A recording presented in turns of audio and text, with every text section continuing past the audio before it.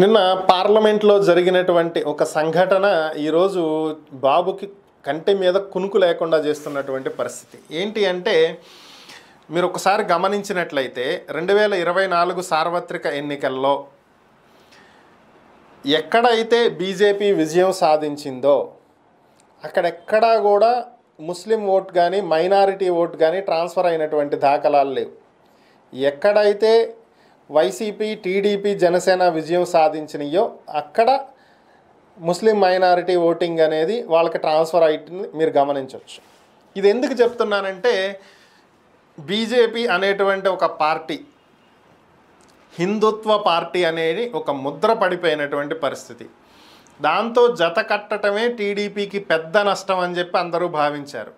But ఏపీలో ప్రజలు విఘ్నులు కాబట్టి వాళ్ళు ఆలోచించి మనకి ఒక ప్రభుత్వం కావాలి, ఒక్క పార్టీని బేస్ చేసుకుని మిగతా రెండు పార్టీలకు ఓట్లు వేయకపోవటం కరెక్ట్ కాదు అని ఏదో ఒక ఉద్దేశంతో ఓట్లు వేశారు. ఓవరాల్గా కూటమి అధికారంలోకి వచ్చింది. నిన్న వక్ఫ్ బోర్డ్ సవరణల బిల్లును పార్లమెంట్లో కేంద్రం ఎన్డీఏ ప్రవేశపెట్టినప్పుడు ఇక ఎన్డీఏలో భాగస్వాములు కాబట్టి తప్పక టీడీపీ మద్దతు ఇవ్వాల్సినటువంటి పరిస్థితి వక్ఫ్ బోర్డు బిల్లుకి మద్దతు ఇచ్చింది. అయితే వైఎస్ఆర్ కాంగ్రెస్ పార్టీ మాత్రం ఈ బిల్లుకి మద్దతు ఇవ్వకుండా వ్యతిరేకంగా ఓటు వేసింది. ఇండియా కూటమిలో ఉన్నటువంటి ప్రతి పార్టీ దీనికి వ్యతిరేకంగా ఓటు వేయటం, జాయింట్ యాక్షన్ కమిటీకి దీన్ని సిఫార్సు చేయాలని చెప్పి పట్టుబట్టడంతో 21 మంది సభ్యులతోటి ఒక జాయింట్ యాక్షన్ కమిటీని ఏర్పాటు చేసి దానికి సిఫార్సు చేశారు. ఇందులో అటు తెలంగాణ నుంచి ఇటు ఏపీ నుంచి అలాగే వివిధ రాష్ట్రాల వివిధ పార్టీల నాయకుల్ని కూడా ఈ జాయింట్ యాక్షన్ కమిటీలో సభ్యుల్ని చేశారు. లోక్సభ నుంచి 11 మంది, రాజ్యసభ నుంచి 10 మంది ఉండేలాగా చూసుకున్నారు. సో ఓవరాల్గా ఈ బిల్లుని కమిటీకి పంపించారు. ఇక్కడ వరకు బాగానే ఉంది. అయితే నిన్నటి నుంచి మీరు గమనించినట్లయితే ఒక సెక్షన్ ఆఫ్ మీడియాలో ఎక్కడా కూడా ఈ వక్ఫ్ బోర్డ్ బిల్లుని వైఎస్ఆర్ కాంగ్రెస్ పార్టీ వ్యతిరేకించింది అనేటువంటి వార్తలే రావట్లా. ఇండియా కూటమి వ్యతిరేకంగా ఓటు వేసింది, జాయింట్ యాక్షన్ కమిటీకి సిఫార్సు చేసింది అనేదే వస్తుంది తప్ప వైసీపీ కూడా వ్యతిరేకంగా ఓటు వేసింది అనేటువంటి వార్తలు రావట్లా.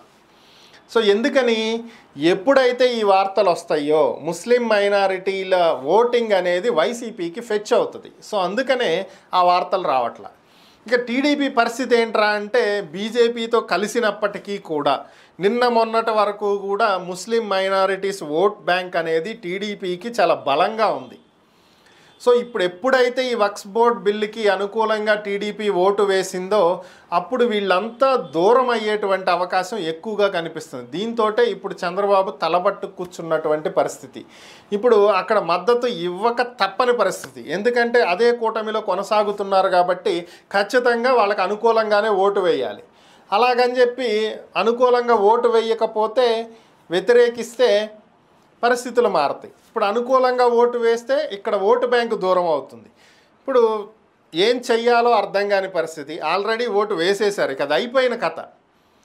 ఈరోజే టీడీపీ పార్టీ నేతలు చాలామంది చంద్రబాబుతో ఈ విషయం చర్చించినట్లుగా తెలుస్తుంది. మనం అక్కడ ఓటు వేయటం అనేది ఇక్కడ మనకి మైనారిటీలను దూరం చేస్తుంది, ఇది కరెక్ట్ నిర్ణయం కాదేమో అని ఆయన దృష్టికి తీసుకువెళ్ళగా ఇది ఆల్రెడీ జరిగిపోయింది, ఇప్పుడు మనం ఏం చేయలేము, దాన్ని సరిదిద్దే ప్రయత్నాలు ఏమైనా ఆలోచించండి తప్ప ఇప్పుడు ఓటు వేయకూడదు అనేటువంటి క్వశ్చన్ లేదు. ఇక అది వేసేసాం కాబట్టి దాన్ని మర్చిపోండి, దిద్దుబాటు చర్యలు చేపట్టండి అని చెప్పి ఆయన చెప్పినట్లుగా కొన్ని వార్తలు అయితే సోషల్ మీడియాలో నడుస్తున్నాయి. ఆయన చెప్పినా చెప్పకపోయినా వాస్తవం అయితే అదే. ఎందుకంటే ఇది నష్టం చేకూర్చేటువంటి అంశమే. మరి ఏం జరిగిద్దో చూడాలి.